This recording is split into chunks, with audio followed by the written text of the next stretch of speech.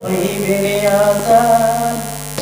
কুরআন শিখাও ছেলে মেয়ে ওহে মুসলমান জান কবজের সময়ের তোর হইবে আসান ছেলে মেয়েকে আলিম বলে ছেলে মেয়ে আলিম বলে বলবে কুরআন মৃত্যুকালে কত মৃত্যুকালে সামনে বসে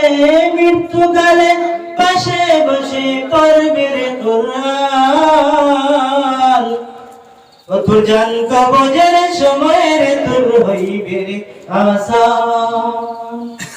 তোর জান কবজের সময়ের তোর হইবে রে আসান কুরআন শিখাও ছেলে মেয়েকে ওহে মুসলমান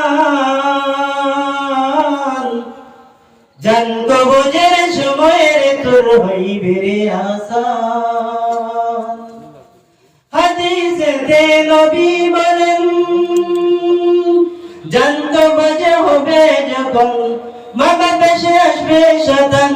মা বাবা আসবে শয়তান লুটিতে ঈমান